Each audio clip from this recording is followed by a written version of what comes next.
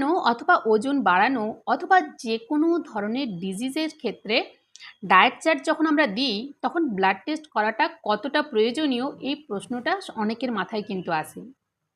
তো আজকের এই ভিডিওটা তাদের জন্য যারা এই জিনিসগুলো নিয়ে ভাবে এবং তারা ভয় পায় ব্লাড টেস্ট করাতে, যে ওজন কমানো অথবা ওজন বাড়ানো বা যে কোনো ধরনের ডায়েটের ক্ষেত্রে আমরা ব্লাড টেস্ট কেন করাবো। এই ভিডিওটা আজকে তাদের জন্য। ইনফ্যাক্ট আমার কাছে যখন ক্লায়েন্টরা আসে আমি কিন্তু প্রথমেই তাদের ব্লাড টেস্টটা করিয়ে নিই, কারণ ব্লাড টেস্টটা যদি আমি না করাই তাহলে তার অ্যাট প্রেজেন্ট যে হেলথ কন্ডিশন, তার যে নিউট্রিশনাল প্রোফাইল সেটা কিন্তু আমি জানতে পারবো না। আর সেটা যদি জানতে না পারি তাকে কিন্তু আমি সঠিক গাইড করতে পারবো না বা তার ডায়েটে আমি সেই ধরনের ফুডগুলোকে রাখতে পারবো না।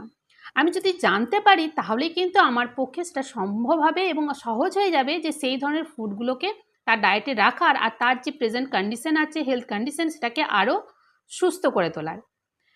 তো আমি একটা কথাই বলবো যে সঠিক ডায়েটের গাইডলাইন এবং সঠিক নিউট্রিশন যদি আপনার বডিতে চান তাহলে ব্লাড টেস্ট অবশ্যই করাতে হবে। এবং যে কোনো একজন সঠিক নিউট্রিশনিস্ট বা ডায়েটিশিয়ান আপনি যখনই তার কাছে ডায়েট নিতে যাবেন সে কিন্তু আপনার এই প্রোফাইলটা অবশ্যই চেক করবে, তাহলেই বুঝবেন তিনি কিন্তু আপনাকে সঠিক গাইডলাইন দিচ্ছেন। তো কী কী ব্লাড টেস্ট করাতে হবে, কী কী ব্লাড টেস্ট করানো দরকার সেটা জানার জন্য নেক্সট ভিডিওটার জন্য ওয়েট করুন।